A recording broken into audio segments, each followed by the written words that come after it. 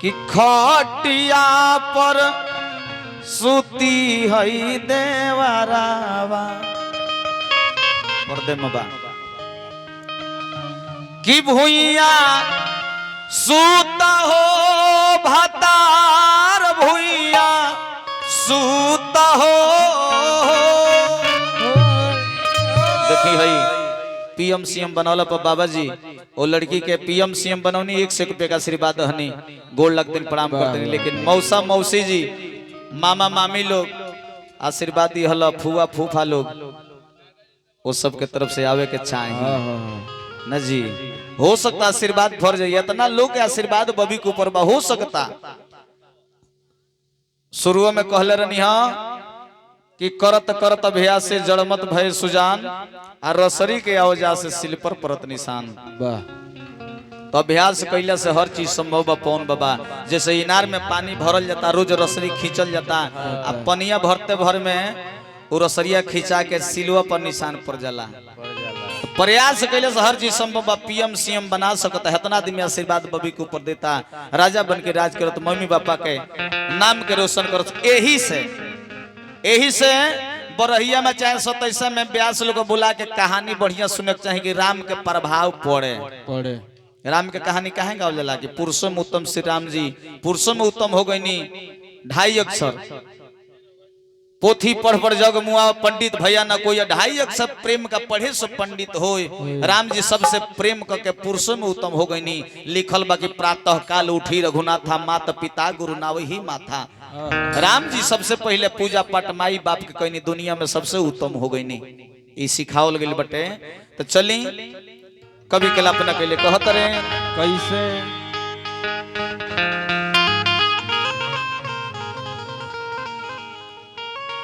कि खटिया पर सुती हैं देवराओ।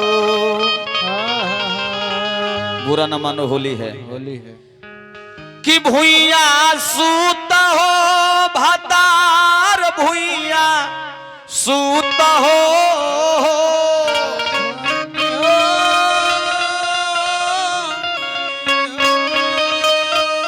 भुइया सूता हो भतार भुइया सूता हो भतार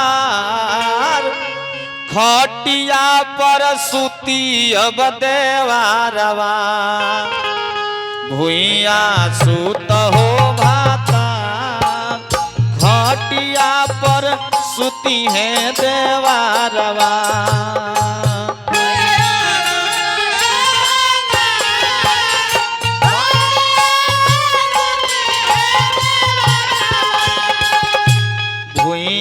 सूत हो भातार खटिया पर सुती है देवारवा।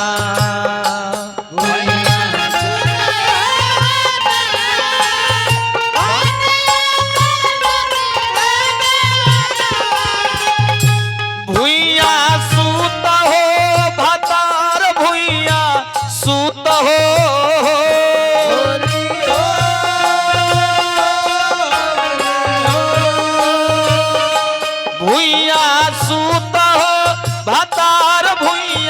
सूत हो भातार खटिया पर सुती है देवरऊ भुइया।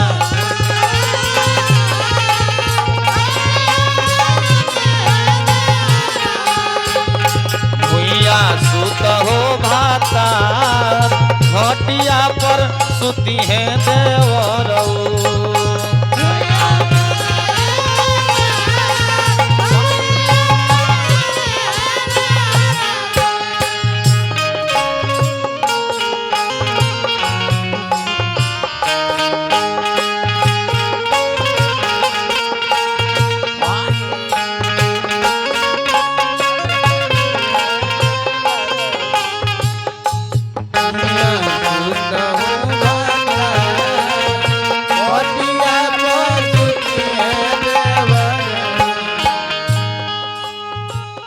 औरतिया कहते कि राजा बड़ा दिन से मानावा में लाला साला गोलबा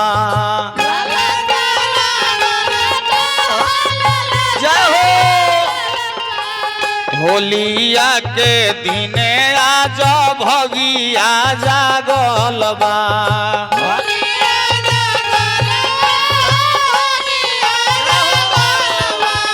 बड़ा दिन से मनावा में लाला साला गलबा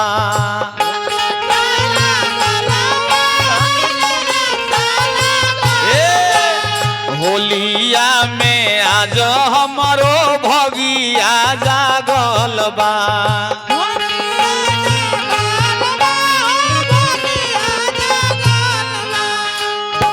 आज मिलल बाटे हमारो सुतार हो होली हो क्या बात है आज मिलल बाटे हमारो सुतार खटिया पर सुती अब देवारवा भुइया सुत हो भातार खटिया पर सुती है देवरऊ क्या बात है भुइया सुत हो भातार खटिया पर सुती है देवारऊ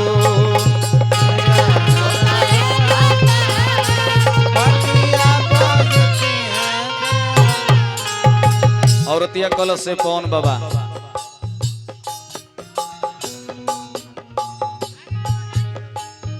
होलिया में राजा हमार तोर जानी दिल के तोर जानी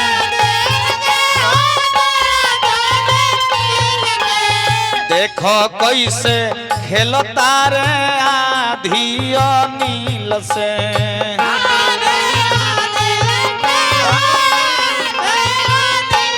कितना बढ़िया लोग खोलता अपना अपना भौजाई अपना अपना लघुआ से लेकिन ए राजा आज छूट होला आज माना नहीं खे करे के हमरा पवन बाबा के पत्नी कहतरी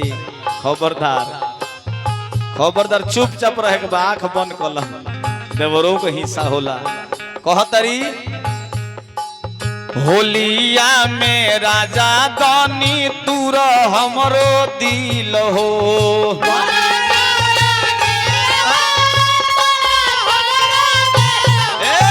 देखो कैसे खेलता रे आधी नील हो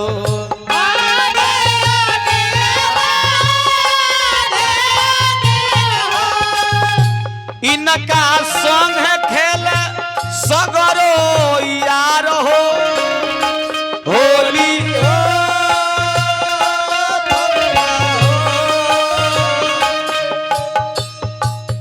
पवन पांडे जी अनुरोध जी अर्जुन जी सब लोग हमारी यार हो आई देखो संग मिल के कितना बढ़िया खेलता लो कहता लो इनका संग खेल सगरो यार हो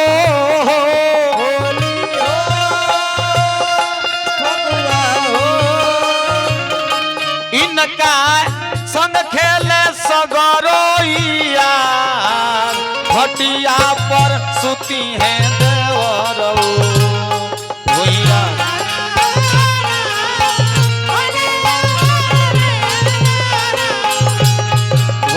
सुत हो भाता खटिया पर सुती है देवरऊ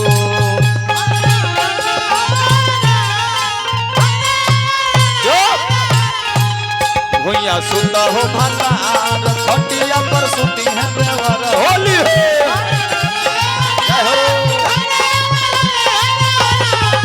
भुइया सुत हो भाता खटिया पर सुती है देवरऊ भुइया सुता हो भातार भुइया सुता हो भातार भुइया सुता हो भातार भुइया सुता हो भुइया सुता हो भातार भुइया सुता हो भातार खटिया पर सुती है देवरऊ भुइया सुता हो भुइया सुता हो भातार खटिया पर सुती है देवरऊ सुत हो भातार